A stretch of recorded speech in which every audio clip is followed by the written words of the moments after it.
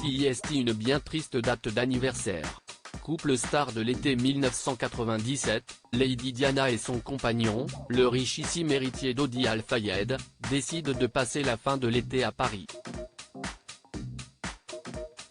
Mais en voulant éviter les photographes le 31 août, leur voiture se crache contre l'un des poteaux du pont de l'Alma.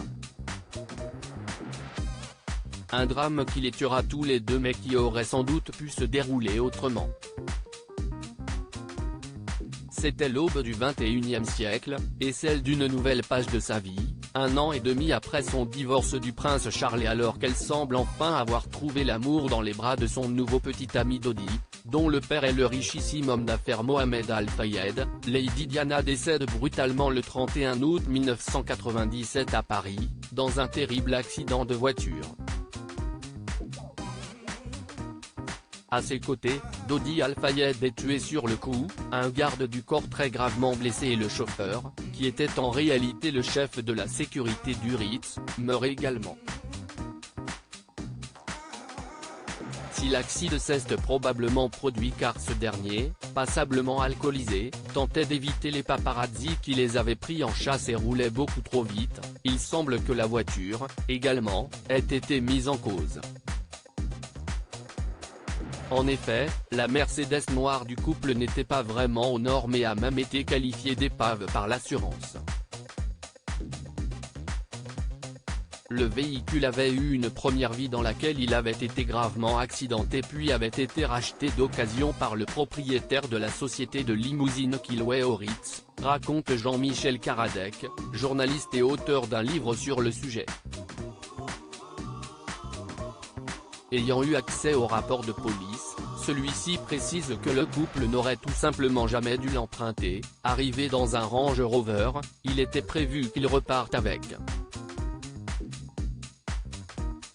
Mais le fils du propriétaire du Ritz, Dodi, avait un autre plan,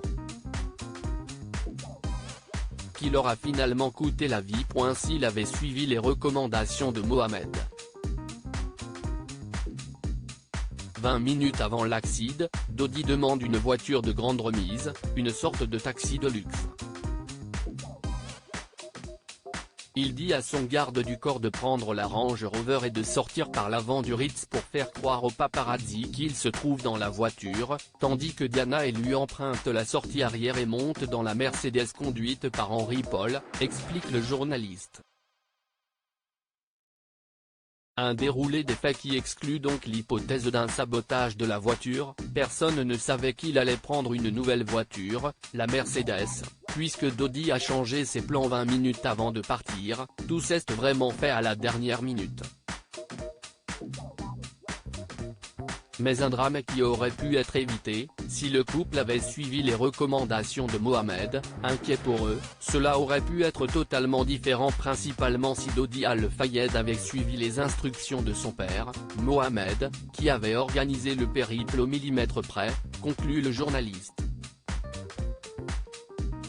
Malheureusement, le destin en a décidé autrement, et les princes William et Harry, qui ont perdu leur maman à 15 et 12 ans doivent redouter ce 31 août, ce 26e anniversaire, plus que tout.